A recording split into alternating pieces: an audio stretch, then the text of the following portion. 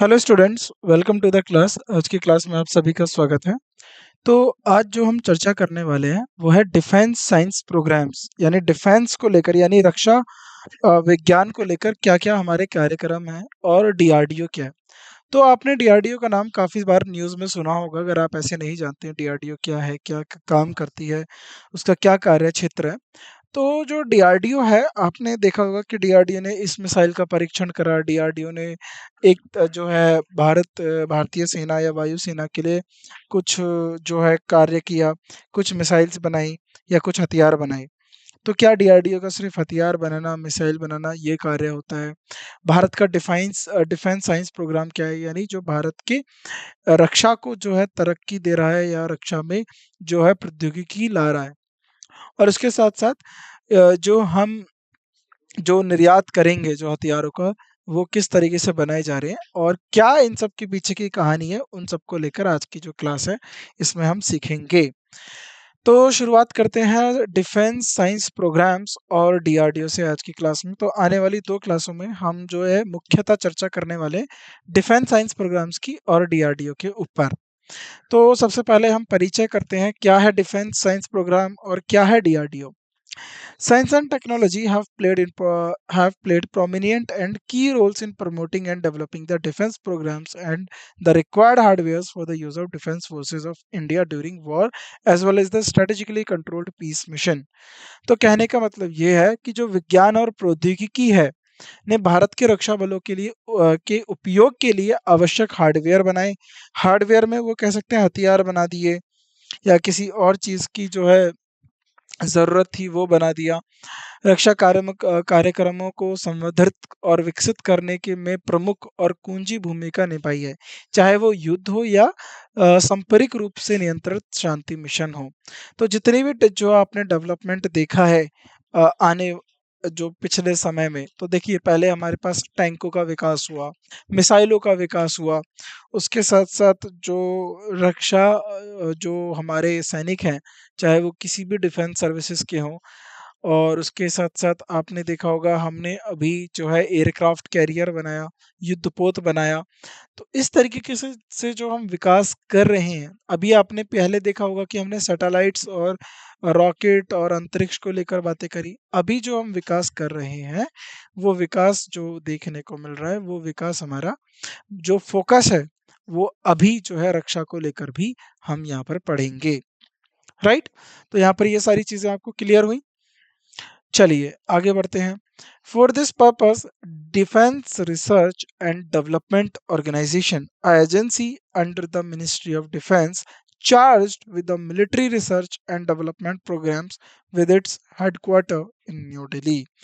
तो इन इस उद्देश्य के लिए रक्षा अनुसंधान और विकास संगठन यानी डीआरडीओ जो मंत्रालय, जो रक्षा मंत्रालय, अब डीआरडीओ किसके अंदर आता है? Ministry of defence. जैसे army, navy, air force, coast guard, और उसी तरीके से डीआरडीओ भी मिनिस्ट्री ऑफ डिफेंस के अंदर आता है। के तहत एक एजेंसी है जिससे सैन्य अनुसंधान और विकास कार्यक्रमों को जो है प्रभार दिया गया है। उसका मुख्यालय कहाँ पर है? उसका मुख्यालय नई दिल्ली में स्थित है। तो ये जो है आपके डीआरडीओ के बारे में जो है बातें आपको मैंने बताई, राइट? अब इसका हेडक्वार्टर कहाँ पर है? डीआरडीओ। तो जैसे इसरो का हेडक्वार्टर बैंगलोर है, तो इस तरीके से डीआरडीओ का हेडक्वार्टर जो है दिल्ली में है। लेकिन इसकी जो लैबोरेटरीज हैं, जो फैसिलिटीज हैं, वो देश के दूसरे जो है जगह या कोने में भी हो सकती हैं। ऐसा नहीं है कि सारा काम जो है डीआरडीओ का दिल्ली में होता है, वो देश के अन्य शहरों में भी होता है जहाँ पर डीआरडीओ के और जो है लैब हैं, प्रयोगशालाएं हैं। अब डीआरडीओ कब बनाया, किसने जो है इसका जो है गणना करी, ये और पढ़ लेते। It was established in 1958 by the efforts of professor Daulat Singh Kothari of University of Delhi and has 62 R&D laboratories in different parts of the country working in various areas of military technology including aeronautics, armaments, combat vehicles, electronic instruments, instrumentation, engineering system, missiles, materials, naval systems, advanced computing, simulation and life sciences। अब 1998 में दिल्ली विश्वविद्यालय के एक professor थे जिनका नाम था दौलत सिंह कोठारी के प्रयासों से, यानी वो सरकार के पास गए, उन्हें समझाया बताया कि हमें क्यों ज़रूरत है इस तरीके की एक ऑर्गेनाइजेशन बनाने की, संगठन बनाने की, ताकि हम देश की सेना के जो भी इस्तेमाल होने वाले उपकरण हैं उनको उनमें विकास कर सकें। प्रयासों से स्थापित किया गया था और देश के विभिन्न हिस्सों में 62 अनुसंधान और विकास प्रयोगशालाएं हैं। यानी रिसर्च एंड डेवलपमेंट प्रयोगशालाएं कितनी है? 62, जो विभिन्न क्षेत्रों में काम कर रही हैं, जैसे कि विमानन, युद्ध, युद्ध वाहन, इलेक्ट्रॉनिक्स, यांत्रिकी, अभियांत्रिकी प्रणाली, मिसाइल सामग्री, नौसेना प्रणाली, उन्नत कंप्यूटिंग, सिमुलेशन और जीवन विज्ञान। और इसके साथ-साथ in addition DRDO will striving to meet the cutting edge weapons technology requirement of the armed forces has provided ample spin of benefits to the society in large in health, space and agriculture sectors, thereby contributing to national building. इसके अलावा DRDO जबकि शस्त्र बलों की cutting edge weapons तकनीकी आवश्यकताओं को पूरा करने का प्रयास कर रहा है और साथ ही में स्वास्थ्य, अंतरिक्ष और कृषि क्षेत्रों में समाज और विस्तारित लाभ प्रदान करता है। यानी DRDO मुख्यतः जो इसका जो मुख्यतः काम है वो देश की जो रक्षा है उस पे ध्यान देना, उसको बढ़ावा देना, उसके साथ-साथ देश की जो और ज़रूरतें हैं, उनमें भी अपना योगदान दे रहा है। तो DRDO की शुरुआत कब हुई? DRDO का गठन कब हुआ? 1958 में, याद रखिएगा 1958 में DRDO का जो है गठन किया गया। अब जो है missile technology programmes of India, Bharat में मिसाइल प्रौद्योगिकी कार्यक्रम क्या है? किस तरीके से इनका विकास हुआ? The initiation of the missile program in India can be traced back to the year 1967 as a space program. The first space come missile technology was the successful test fire of Rohini 560. तो भारत में missile कार्यक्रम की जो शुरुआत है वह 1966 के वर्ष में एक अंतरिक्ष कार्यक्रम के रूप में की गई थी। तो आपको पता होगा 1960 में हमने जो है इसरो की फाउंडेशन रख दी थी। अभी हमने पढ़ा इसरो के बारे में पिछले 2 लेक्चर और 3-4 लेक्चरों में। पहली अंतरिक्ष सह मिसाइल प्रौद्योगिकी रोहिणी 560 की सफल परीक्षण की जो है हमने क्या करा? सफल परीक्षण करा। The actual development in this field was carried forward by DRDO in 1983 under the program of developing indigenous missile by Bharat Ratna Dr. Awul Pakir Janaluddin Abdul Kalam। जिस अब इनको मिसाइल मैन ऑफ इंडिया क्यों कहा जाता है? तो जब हम देखिए स्पेस प्रोग्राम के साथ मिसाइलों को भी देख रहे थे, लेकिन इसकी जो वास्तविक विकास हुआ, किसने इसकी वास्तविक विकास की नींव रखी? DRDO ने रखी। विकास रक्षा अनुसंधान और विकास संगठन द्वारा 1983 में किसने? भारत रत्न डॉक्टर अब्दुल पाकिर जैनुलब्दीन अब्दुल कलाम यानी डॉक्टर APJ अब्दुल कलाम ने जो है हमारे पूर्व राष्ट्रपति रहे। इन्होंने सबसे पहले मिसाइलों के बारे में जो है मुख्यतः तौर पे जो वास्तविक जो है शुरुआत करी, विकास करना शुरू करा। Who is called the missile man of India and whose brain child was the missile development programme of India. यानी उन्हें भारत का मिसाइल मैन कहा जाता है और जिनकी दिमागी संतान थी भारत की मिसाइल विकास कार्यक्रम। यानी ब्रेन चाइल्ड का मतलब है उनके ब्रेन से उत्पन्न हुआ क्या? Missile development programme of India. The integrated guided missile development programme IGMDP ये है, यानी एकत्रित निर्देशित मिसाइल विकास प्रोग्राम 1983 में तैयार किया गया था। तो डॉक्टर APJ अब्दुल कलाम उनका बहुत बड़ा योगदान रहा किसका? हमारा मिसाइल टेक्नोलॉजी प्रोग्राम भारत को देने का। तो भारत के मिसाइल प्रौद्योगिकी कार्यक्रम किसने दिया गया? डॉक्टर APJ अब्दुल कलाम के द्वारा दिया गया और इनका सबसे बड़ा योगदान इसी क्षेत्र में देखने को मिला। अब आपको क्वेश्चन है होमवर्क। अब जैसे इनको मिसाइल मैन कहा जाता है, मिसाइल वुमेन किसे कहा जाता है? Who is missile women of India? Hint दे रहा हूं, उन्होंने अग्नि मिसाइल के ऊपर कार्य करा है। अग्नि मिसाइल को लेकर कार्य करा है। तो आप बताइए मिसाइल वुमेन ऑफ इंडिया किसे कहा जाता है, ये आपका होमवर्क है। Which was formulated in 1983 with the aim of achieving self-sufficiency in missile development and production as a Ministry of Defense program। तो जिसका उद्देश्य क्या था, मिसाइल टेक्नोलॉजी या मिसाइल फाउंडेशन प्रोग्राम का जो मिसाइल डेवलपमेंट प्रोग्राम इंटीग्रेटेड जो था आपका integrated guided missile development programme का उद्देश्य क्या था, मिसाइल विकास और उत्पादन में आत्मनिर्भरता प्राप्त करना था। एक रक्षा मंत्रालय जैसे कि जो हमारे रक्षा मंत्रालय कार्यक्रम के रूप में, जैसे MOD ministry of defence DRDO, दोनों ने मिलकर। Missile is a rocket propelled weapon design to deliver an explosive warhead with great accuracy at high speed. All missiles contain some form of guidance and control mechanism and therefore often referred as a guided missiles. अब missile क्या है? Missile एक rocket जो प्रेरित हथियार है, यानी एक मिसाइल में क्या होगा, वो रॉकेट की तरह जाएगा और उसमें उच्च गति होगी, बहुत ज्यादा हाई स्पीड होगा, एकदम सटीकता होगी, के साथ साथ विस्फोटक जो उसके अंदर विस्फोटक जो होते हैं पदार्थ होते हैं युद्ध स्तर पहुंचाने के लिए डिजाइन किया गया है। सभी मिसाइलों को किसी प्रकार का मार्गदर्शन यानी उनके पाथ को कंट्रोल किया जाता है और नियंत्रण और तंत्र होता है, इसीलिए उन्हें अक्सर निर्देशित मिसाइल के रूप में भी संदर्भ किया जाता है, यानी इसीलिए उनको जो है गाइडेड मिसाइल कहा जाता है, क्योंकि उनके पाथ को लेकर उनकी जो है रास्ता को लेकर क्या है, हम कंट्रोल्ड करते हैं, गाइड करते हैं। An unguided satellite in space, an unguided military missile, as well as any launch vehicle used to place a satellite in space, usually referred as to a rocket। और जो अनकंट्रोल्ड होता है, जैसे आमतौर पर एक रॉकेट के रूप में संदर्भित जो है एक अनिर्देशित सैन्य मिसाइल, साथ ही किसी भी लॉन्च वाहन को जैसे कि अंतरिक्ष में उपग्रह को स्थापित करने के लिए उपयोग किया जाता है। Missiles are generally classified on the basis of their type. तो ये बहुत point exam point of view से इंपॉर्टेंट हो जाता है। डिफेंस के कुछ क्वेश्चंस आपसे पूछे जाते हैं जिसमें मिसाइल के बारे में पूछा जाता है और उनकी टाइप को लेकर पूछा जाता है।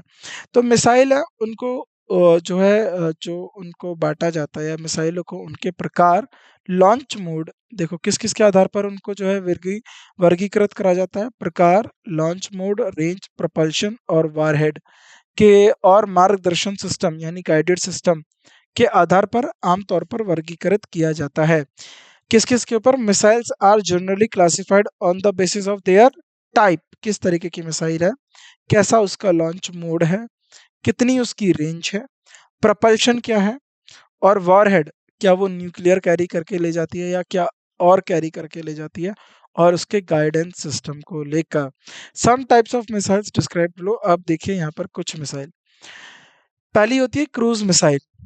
क्रूज मिसाइल क्या होती है पहले हम देख लेते हैं। Cruise missile is an unmanned self propelled guided vehicle sustain flight through aerodynamic lift for most of its flight path and whose primary mission is to place special payload on target। तो इस पे जो cruise missile होती है, cruise missile एक मनुष्य यानी इसके अंदर कोई भी मनुष्य नहीं होगा, आत्म प्रेरित निर्देशित यानी सेल्फ प्रोपेल्ड गाइडेड मिसाइल वाहन है जो अपने उड़ान पथ के अधिकांश हिस्से के लिए एरोडायनेमिक लिफ्ट के माध्यम से उड़ान बनाए रखता है और जिसका प्रमुख मिशन एक विशेष भार यानी पेलोड को एक लक्ष्य पर रखना यानी वहां पर हिट करना।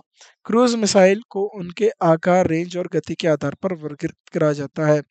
अब देखो क्रूज मिसाइल को भी जो है हम क्या करेंगे, उसके साइज के ऊपर, उसकी रेंज के ऊपर और स्पीड के ऊपर जो है वर्गीकृत करेंगे, कैटेगराइज करेंगे। तो पहला आता है सुपरसोनिक क्रूज मिसाइल। तो आपकी सुपरसोनिक क्रूज मिसाइल क्या होती है, पहले हम ये देखते हैं। सुपरसोनिक क्रूज मिसाइल जो है वो ट्रैवल करेगी आपकी, देखो सुपरसोनिक क्रूज मिसाइल लगभग 2 से 3 मैक, मार्च नहीं होगा,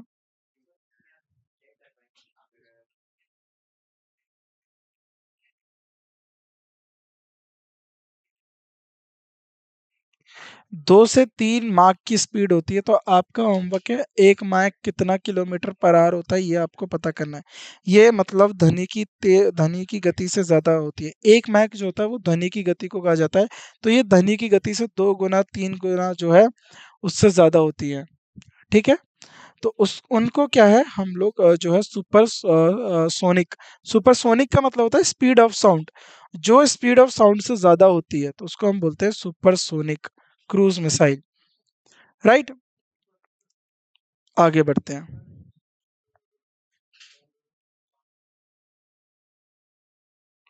की गति से चलती है। इसे विभिन्न प्लेटफॉर्म जैसे कि युद्धपोत, अब किसके लिए यूज करा जाता है, it can also launched from different platforms like warship, submarine, different type of aircraft, mobile, autonomous launchers, etc.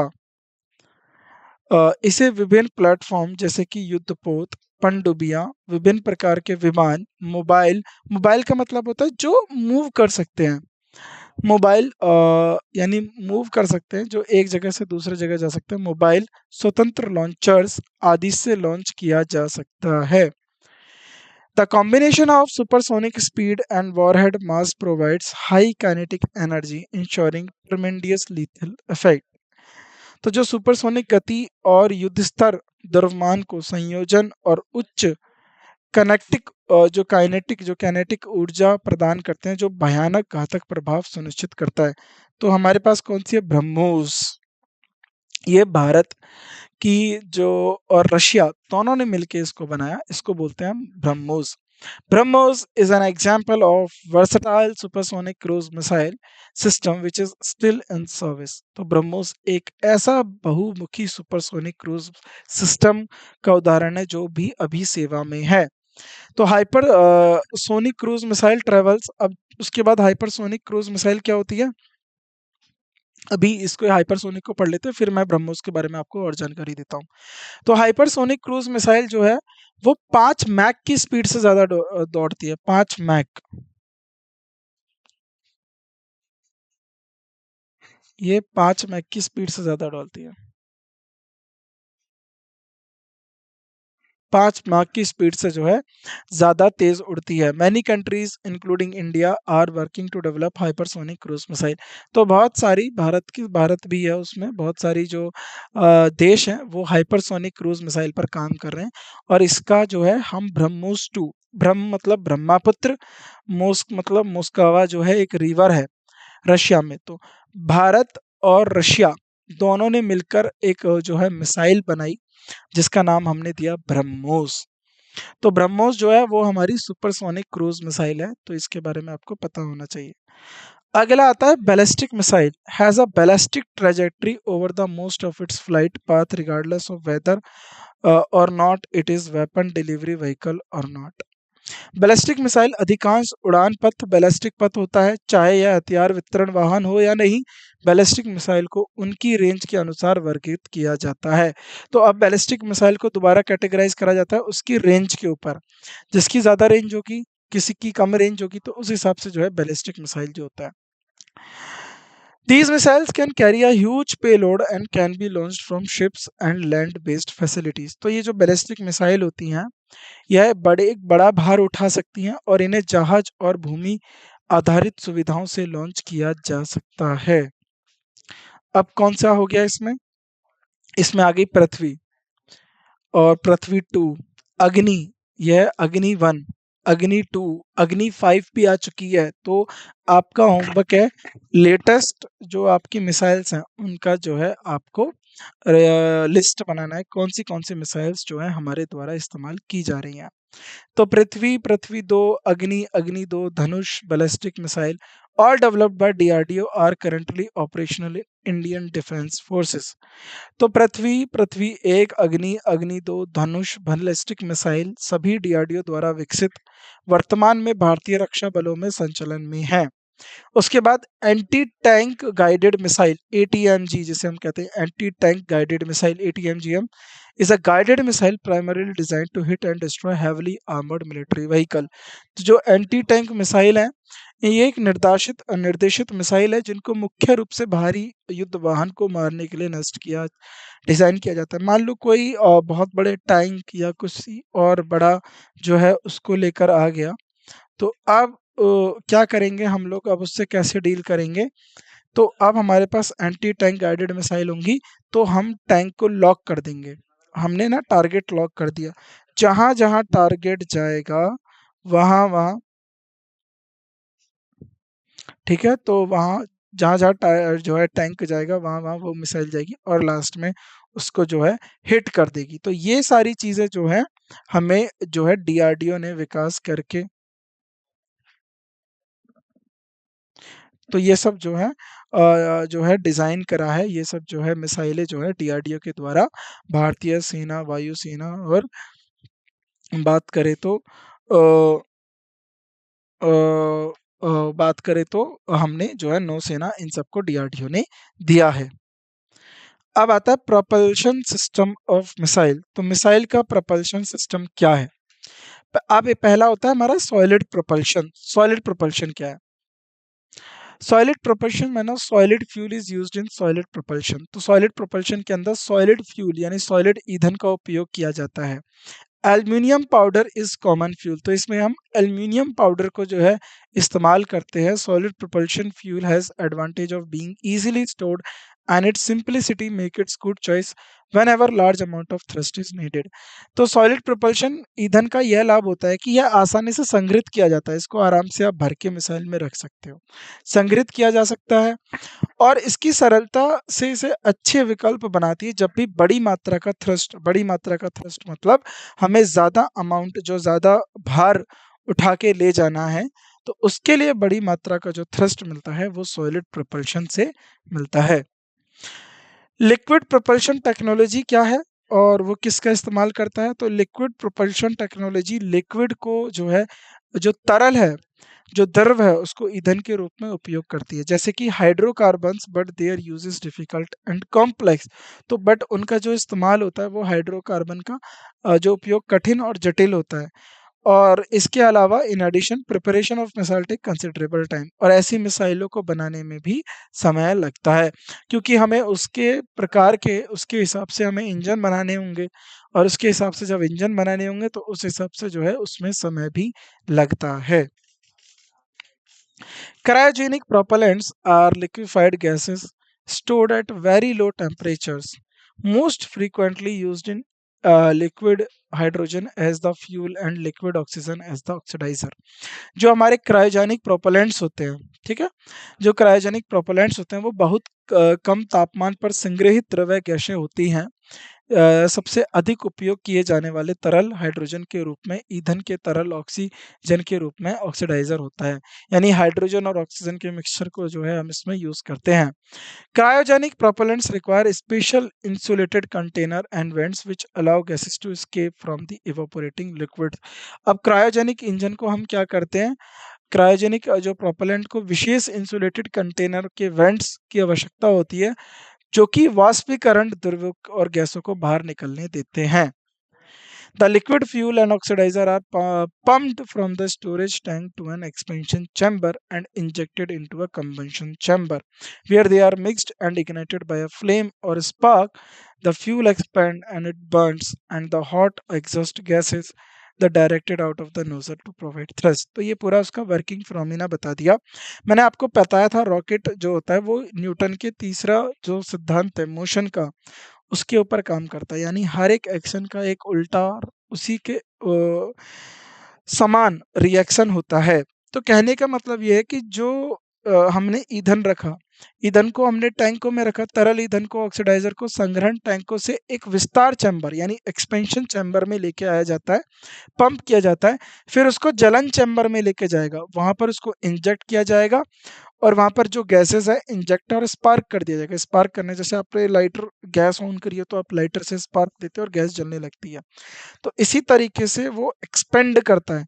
और वो जब एक्सपेंड करता है तो बहुत ज़्यादा गैस, गरम गैस जो है पीछे निकलती है।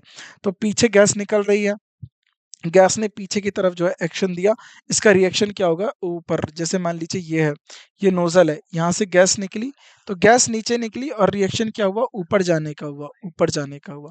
तो इस तरीके से जो है ये कार्यरत करता है। यहाँ तक आपको बात समझ में आई होगी। तो इंजेक्ट किया जाता है जहाँ से मिश्रित मिश्रित होते हैं और एक लौ या चिंगारी द्वारा प्रज्वलित होते हैं और ईंधन जलते समय विस्तारित होता है और गर्म निर्वाहन गैसें नोजल से बाहर निर्ताशित की जाती है जो थ्रस्ट प्रदान करती हैं। Different missile development in India.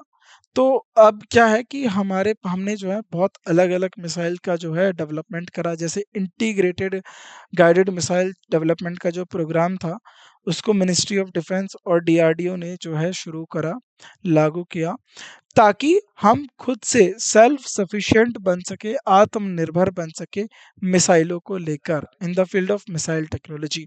और आपको ये जानकर खुशी होगी कि हमारा देश काफ़ी हद तक बहुत अच्छी मिसाइलें बनाता है और बाहर दूसरे देशों को निर्यात भी करना शुरू कर दिया है। और हमने काफ़ी जो है मजबूत और काफ़ी अच्छी मिसाइलें जो हैं बनाई हैं। तो keeping in the mind requirement of defence forces the programme recommended development of 5 missile system. तो क्या है, भारत रक्षा बलों की आवश्यकताओं को ध्यान में रखते हुए कार्यक्रम ने, जो ये कार्यक्रम था इंटीग्रेटेड मिसाइल डेवलपमेंट प्रोग्राम, जो मिसाइल प्रणालियां हैं, उसने जो है 5 तरीके की जो मिसाइल हैं, मिसाइल प्रणालियों का जो है बनाया है, नींव रखी है, जिसमें पृथ्वी, त्रिशूल, अग्नि, आकाश और नाग। तो इन सब के बारे में एक एक करके हम आने वाले लेक्चर्स में जानकारी लेंगे कि पृथ्वी क्या है, किस तरीके से पृथ्वी काम करती है, त्रिशूल क्या है, अग्नि क्या है, आकाश क्या है। अब कुछ मिसाइलें कैसी होती हैं, देखो आपको मैं बताता हूँ। जैसे ये पृथ्वी है, ये आकाश है, यानी ये आसमान है। कुछ पृथ्वी से आकाश पे जाएंगी, कुछ आकाश से पृथ्वी पे जाएंगी, कुछ सरफेस टू सरफेस यानी सतह से सतह रहेंगी, कुछ सतह से वायु में रहेंगी, कुछ वायु से सतह पे आएंगी। तो इस तरीके से जो है हमने मिसाइल्स बनाई, उनको जो है वर्गीकृत करा। कुछ मिसाइल जो है टैंक को उड़ाने के काम आती हैं, एंटी टैंक गाइडेड मिसाइल होती है। और कुछ मिसाइल जो है आपको बीच में ही कोई दूसरी मिसाइल होगी उसको इंटरसेप्ट करेंगे, जैसे आपने सुना होगा इसराइल का एक आयरन डोम सिस्टम है, यानी जब भी कोई भी मिसाइल आएगी तो वह उस मिसाइल को रास्ते में ही नष्ट कर देगा, ऐसा उनके पास जो है टेक्नोलॉजी है, ऐसी उनके पास जो है उन्होंने टेक्नोलॉजी बनाई है। तो कहने का अर्थ है मिसाइल जो हम बना रहे हैं, देखो कभी कभार शांति बनाए रखने के लिए किसी ने कहा है हथियार होना भी जरूरी है। अगर आपके पास हथियार रहेंगे तो सामने वाला आपके पास आक्रमण नहीं करेगा, क्योंकि उसको इस बात का भी डर होगा, अगर उसने आक्रमण करा तो बदले में आपको भी जो है बदले में जो दूसरा देश है उसको भी आक्रमण करना होगा और उसकी भी स्वयं क्षति उसको भी होगी।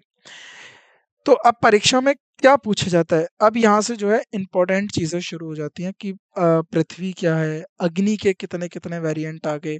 अगर कोई भी मिसाइल जो है हाल ही में लॉन्च होती है तो वो आपका करंट अफेयर का टॉपिक है। देखो ये साइंस एंड टेक्नोलॉजी की ही बात हो रही है, क्योंकि यहाँ पर आपको मैं डेवलपमेंट बता रहा हूँ किस तरीके से जो है मिसाइल आया, डिफेंस का प्रोग्राम आया। उससे क्या होगा कि आपको थोड़ा सा चीज़ें पता चलती रहेंगी। लेकिन हाल फिलहाल में हम कौन सी मिसाइल को टेस्ट फायर कर रहे हैं, यानी कौन सी मिसाइल का हमने परीक्षण करा, कहाँ पर करा, किस तरीके की मिसाइल थी, क्या वो पृथ्वी क्लास थी, त्रिशूल क्लास थी, अग्नि क्लास थी, आकाश क्लास थी।